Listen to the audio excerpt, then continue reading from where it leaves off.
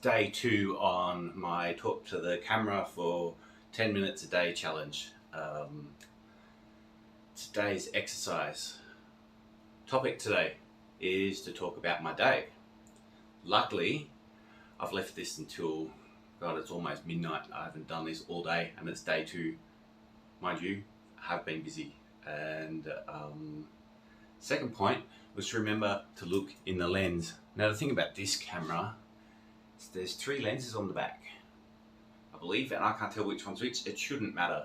When I did this yesterday, I was looking at the phone like this for a bit before I remembered and moved to the lens. So this is a good exercise to be doing today.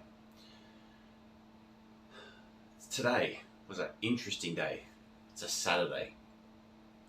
I got up this morning and I thought, you know what, I'm going to, before I go out and do my daily choices that I do, I sit down and get a bit of work done on a video I'm creating and editing, and I sat down to start working on that, and it wasn't until about 6:30 this afternoon that I went out on my push bike and went out and did my choices. I'd been at my computer from 8:30, 9 o'clock in the morning right through till 6:30, went and did my choices, came back, grabbed my dinner, set up my desk, continued to keep editing. Close to finished. There's just a little bit of polish to add to that. So it's an intro. I don't really want to tell you what that video is about because it's not published yet, but you know what?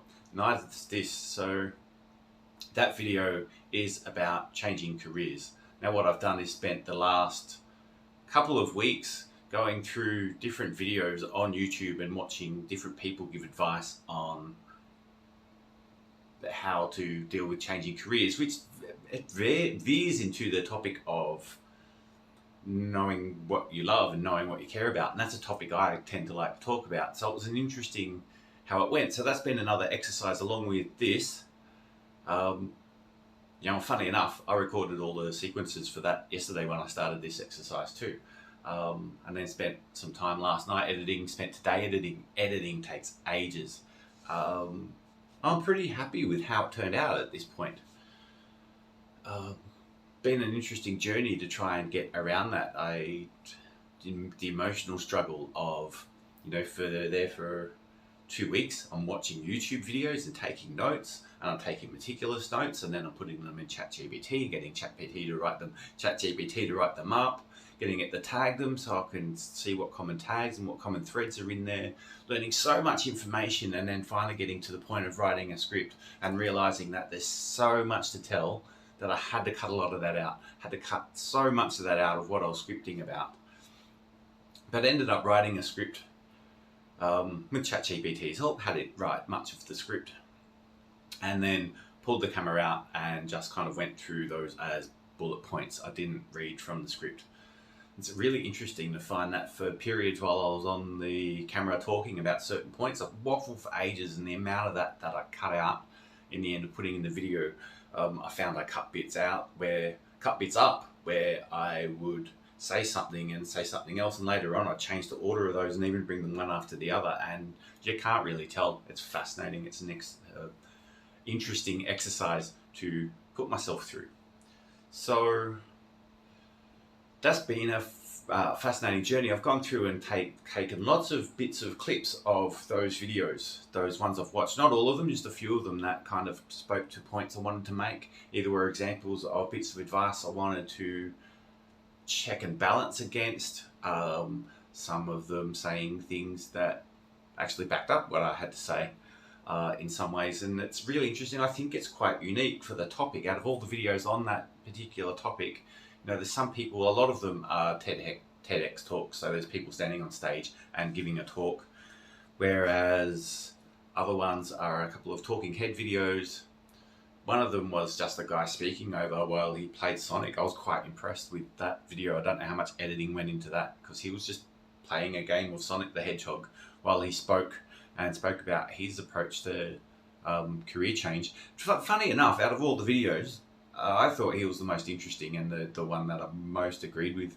But it was interesting also to learn some of the different frameworks and some of the different approaches and how things are quite common and consistent. There's, for example, a thing called the hedgehog principle, which came from a book. I can't remember the name of the author off the top of my head.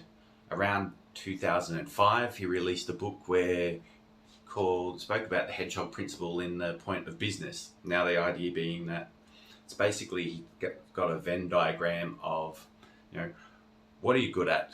So from a business perspective, what's your business good at? What's it good at doing? The other part being, what's your purpose? What's natural for you? What's something that just comes, set of skills.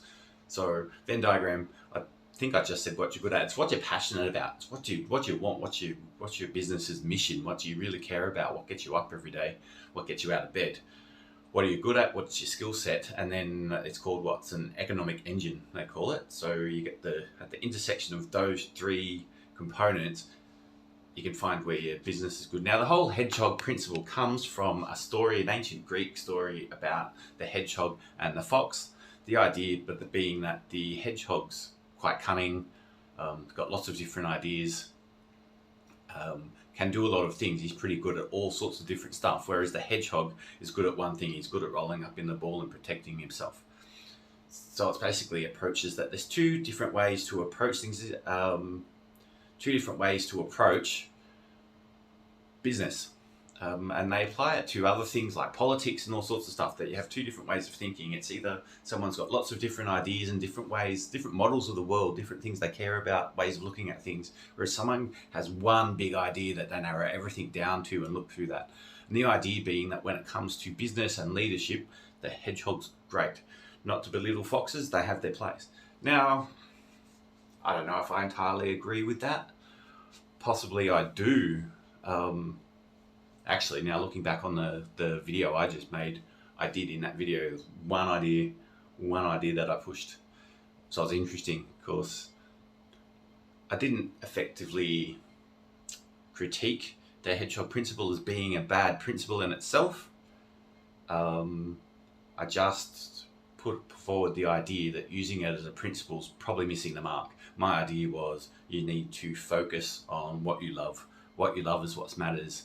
So the hedgehog principle has that in there. It's one of the Venn diagrams is, what do you love? What gets you up in the morning? What do you do? And then it's got the other two positions. And my take on that is what you love is the key. And if you focus on what you love, those other two things will fall into place. So when you go and do a study and you see that all the people that actually achieve great career success, and you see that they fit the hedgehog principle, that they do what they love, they have the skills that back it, and there's an economic engine that drives it. My argument is that, well, that was because they focus on what they love. So there's even a guy that speaks to that. He goes, hey, it happened to me by accident, but I suggest you do it intentionally if it hasn't happened for you. But I don't think he's reading it properly. I think for him it didn't happen by accident. It happened because he was focused on what he loved. So that's a big segue down into the hedgehog principle there. I've done a lot of editing. I've really enjoyed the editing process. I've got little clips from movies. I've got a clip from Good Will Hunting in there just to convey the idea that people aren't very good at saying what they want. There's a scene in Good Will Hunting where Robin Williams asks Matt Damon, the character, I can't remember the character's names off the top of my head. Robin Williams asks Matt Damon, what do you want? And he says, I want to be a shepherd. And Robin Williams basically tells him to piss off. And it's a very common thing for people. When you ask them what do they want, they aren't able to tell you and they'll lie. They'll either be cheeky or they just won't be able to tell you. And that's something that's been spoken to in these videos too. Little clip from Legend of Bag of Ants in there. When I'm talking about you need a coach, I threw him in there because, again, another Matt Damon film, funny enough, but with Will Smith being Bag of Ants himself, working as Matt Damon's caddy. There's a little clip of there where he's just doing that job, just to emphasize the bit about needing a coach. And so it's been a big day for me, and I'm rendering that video now. That's been rendering on my computer while I speak, because finally I got it to a point where I was kind of going, I think this is done pretty well. Could get this camera out and do this 10-minute talk. My 10 minutes is up. You can hear that beeping, and that's a bit of a relief, because 10 minutes talking about random waffle has been a bit of a stretch, but exercise done. Talk about my day, look at the lens. Thank you very much. See you next time.